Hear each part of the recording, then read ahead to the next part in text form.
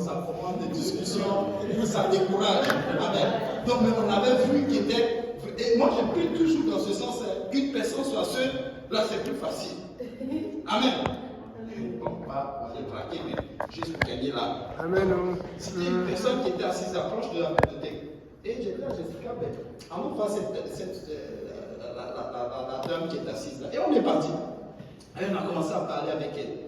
Je vous assure que pendant qu'on parlait, pendant qu'on lui prêchait l'évangile, pendant qu'on lui disait que, on lui a posé la question de savoir si elle était chrétienne et tout ça, elle dit, elle a des paroles qui sont chrétiennes, tout ça, elle a commencé à lui parler. Pendant qu'on lui prêchait l'évangile, elle écoutait. Elle écoutait. Elle écoutait. À la fin, on lui a posé la question si tu veux te faire baptiser. Elle dit oui. Vous savez quoi? Quand on est allé, on a prié avec elle, et elle s'est fait baptiser. Elle nous a dit, vous savez c'était quoi son témoignage? Son témoignage c'était que, moi je me suis levé le matin, et le Seigneur m'a dit de venir m'asseoir ici, que quelqu'un va venir me parler. Décision stratégique. Elle priait peut-être, nous aussi on priait de l'autre côté, et ce jour-là, c'était la seule âme à qui on a parlé. Et c'était à la fin, n'est-ce pas, de truc d'évangélisation. C'est son témoignage à elle. Le Seigneur lui a dit d'aller s'asseoir là et d'attendre. Quelqu'un va venir lui parler. Décision stratégique. Jésus a décidé de passer par la Samarie. Son objectif c'était la Galilée, mais il décide de passer par la Samarie. Et plusieurs fois dans la Bible, tu peux voir que les apôtres aussi ont cette même attitude. Ils devaient aller quelque part, mais ils décident de passer par un autre chemin. Pourquoi? C'est peut-être l'Esprit de Dieu qui leur fait passer par ce chemin. Mais si ton esprit et tes pensées ne sont pas plongés dans le royaume, faire la volonté de Dieu, tu ne peux pas avoir cette décision stratégique. Tu ne peux pas. La vérité, non. Mais tu es en train de penser à, je ne sais pas moi, à aller chercher du travail. Mais au fond de toi, tu veux gagner une âme. Amen. Ce désir est là. Moi, j'ai entendu plusieurs témoignages comme ça, où des gens étaient allés chercher du travail, mais finalement, ils ont croisé une personne, finalement, ils ne sont plus allés chercher du travail, mais ils ont suivi cette âme-là jusqu'à ce qu'il se fasse baptiser, et la nuit est tombée. C'est fini, ils ont remis maintenant la recherche d'emploi au lendemain. Amen. Décision stratégique. Et ça devait être notre attitude cet été. Décision stratégique. Les âmes sont versées dans la rue et il y a beaucoup de perdus. Tu peux les voir. Tu n'as même pas besoin même de prier beaucoup. Tu ouvres la porte seulement, tu les vois. Amen. Les femmes qui portent les menus ici, ça c'est quelqu'un qui n'est pas sauvé. Quelqu'un encore qui est dans le noir. Parce que quand quelqu'un ne sent pas sa nudité, elle est encore dans le noir. Même si elle dit qu'elle croit en Dieu, elle est encore dans le noir. Quand des hommes, n'est-ce pas, continuent encore à boire la bière, à faire la fête, faire des plans pour aller dans les bars, cette personne n'est pas encore sauvée. Même si elle dit que son père est chrétien, même si la personne dit que son père est chrétien, même si la personne dit que, oh non, ben moi là, j'ai lu toute la Bible. Moi, j'ai croisé des gens qui disent, j'ai lu toute la Bible. Lui, il connaît tout. Quand il prend du repos du genre, il est arrivé. Amen. Non, il n'est pas encore sauvé. Il y a des gens qui disent qu'ils ont fait du bien. Ils aident les malades. Ils donnent l'argent aux pauvres. Et quand tu regardes les pauvres, ce n'est même pas les bons pauvres. C'est quelqu'un qui passe aujourd'hui, il te dit que son père est mort. Demain matin, c'est sa mère qui est morte. Finalement, il va tuer tout le monde de sa famille. Ça, c'est pas un pauvre. Cette personne, elle n'est pas sauvée. Elle n'a même pas encore compris que ce n'est pas par nos œuvres que nous serons sauvés. Amen. Et c'est dans ça qu'il doit comprendre. Amen. Non. Et Jésus était stratégique. Les apôtres étaient allés chercher les choses qui leur préoccupaient. Ils avaient faim. Vous savez, un de nos présidents disait quand quelqu'un a faim, il n'est pas un homme libre. Et c'est la vérité. Mais tu as faim de quoi? Est-ce que tu as faim d'une âme? Est-ce que tu as faim de faire les choses de Dieu? Ou c'est la chair? Parce que naturellement, si tu as faim de la chair, ça va tout le temps revenir, comme le disait un prédicateur. Ça va tout le temps revenir. Aujourd'hui, tu es satisfait. On va manger tantôt. Mais rentrer chez toi-même, tu sais que tu vas trouver un vieux quelque part, tu vas le soulever, tu vas manger encore. Cette chair, elle en a besoin. Matin, tu vas te lever, tu vas prendre le petit déjeuner. Elle a tout le temps faim. Mais est-ce qu'on peut faire les choses de Dieu comme ça?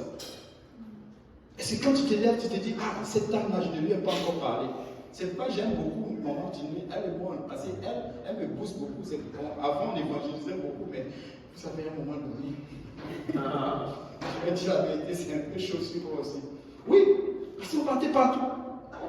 On évangélise beaucoup. Moi, j'aime les gens qui ne sont pas froids aux yeux. Que tu sois vieux, jeune, quoi. Non, elle n'a pas froid aux yeux, elle a faim.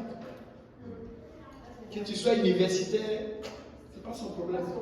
Amen. C'est une âme. La vérité, c'est ça qui fait nos barrières. Oui, c'est un professeur d'université. Vous savez, le premier jour que j'ai commencé à évangéliser, c'était un jeudi.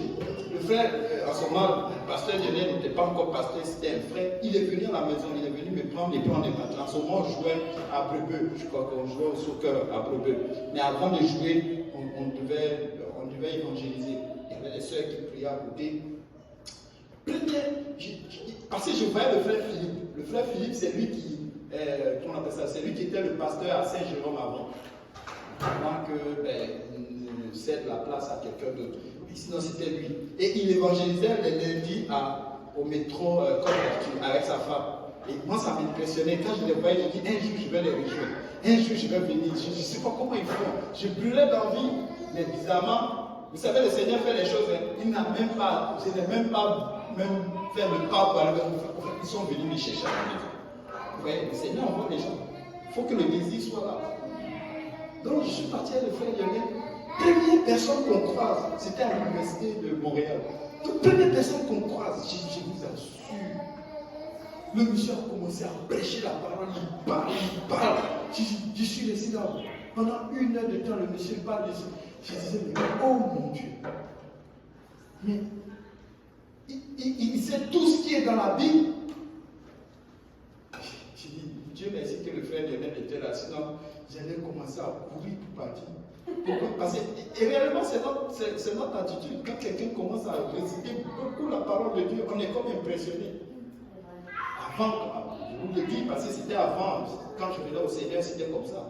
Parce que je ne connaissais pas beaucoup la parole. Donc quand tu commences à réciter verset sur verset en donnant, je suis comme, waouh! Est-ce qu'un jour je vais arriver à parler comme de la façon dont il enseigne? C'est comme ça. Est-ce que je vais y arriver? Et je regardais cela et puis je disais, mais waouh, c'est impressionnant. Pendant 1 heure de temps, on n'a même pas du mot.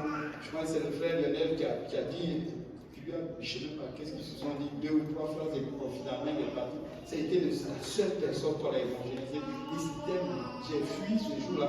Je ne suis plus parti évangéliser jusqu'à ce que moi-même je commence à évangéliser moi-même tout seul. Amen. Et ça, le Seigneur m'a aidé beaucoup. Parce qu'il a envoyé les témoins de Jéhovah. Partout où je passais, tous les témoins de Jéhovah de la ville voulaient m'évangéliser. Il fallait que je me presse. Mais oui, parce que si tu ne les gagnes pas, c'est eux qui vont te gagner. J'ai dit, tout ce quand quelqu'un m'arrête, c'est un témoin de Jéhovah. J'ai dit, jusqu'à un moment donné, j'ai commencé à prier. J'ai dit, Seigneur, je veux pas un témoin de Jéhovah. Mais oui, témoin de jusqu'à même quand j'allais à Lucas, mon voisin c'était témoin de Jéhovah. Oh, mais ça c'était devenu l'enfer pour moi. Pourquoi? Parce que le Seigneur voulait me pousser à lire la Bible. J'ai commencé à lire la Bible, j'ai déposé cahier, Bible, tout. Je pouvais rentrer puis je commence à lire la Bible. J'ai dit toute la nuit là jusqu'à je m'endors.